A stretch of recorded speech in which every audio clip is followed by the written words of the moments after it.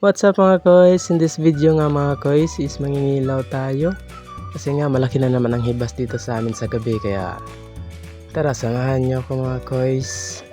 Bumaba dyan para manguha kung ano ang ating makita mga koys.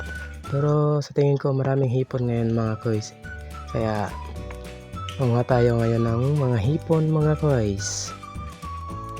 Ayan. Hanap lang tayo mga koys. Wala pa kasi akong nakikita dyan mga koys. Pero may napansin akong isang ulang mga koys. Kaya kuhanin na rin natin mga koys. Kasi pamilya din naman yan ng mga hipon mga koys. Sarap din yung ulang mga koys. Hindi nga lang masyadong makita. Pero ito po siya. Ayan, yung gumagalaw po dyan. Hindi po masyadong makita.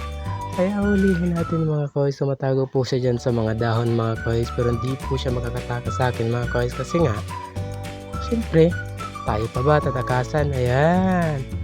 Ayan mga koys, oh. Yan po ang ulang na tinatawag sa amin. Ayan yung mga koys. Ilalagay na nga natin sa lalagyan mga koys. At muntik pang makatakas mga koys. Muntik pa akong matakasan mga koys. Pero hindi yan makakatakas sa atin mga koys. Ayan. Dito. Diyan ka lang sa lalagyan natin. At hanap-hanap pa tayo dito sa unahan mga koys. Baka mayroon pa mga koys. At may napansin nga akong hipon mga koys yun. Yung may ilang mga koys. Hindi nyo nga lang masyado magkita kasi malayo. Pero ito po siya. Nahuli natin mga koys. Hindi ko na nga lang pinakita sa inyo ang paghuli mga koys. Kasi nga mahirap mga koys. Kasi mabilis siyang tumakas. Tumakas. At ito na nga mga koys, may nakita na naman tayo dito sa unahan mga koys. Actually mga koys, sa part na to marami na po tayong huli dyan. Di ko nga lang napakita sa inyo. Pero papakita ko po sa inyo ang isang to. Malaki po siya mga koys. Malalaman po natin malaki ang isang hipon mga koys pag malaki ang mata niya mga koys. Ayan. Yung umiilaw po mga koys, yun yan. Tinuturo ko dyan mga koys. Yan po yung hipon mga koys. Ayan, napitan natin mga koys. Dapat dandahan lang mga koys para hindi maghalata ang hipon mga guys at di makatakas mga guys. Pero nahihirapan po ako dyan mga guys kasi nga naghawak-hawak pa akong lalagyan tas ang cellphone ko baka mahulog mga guys.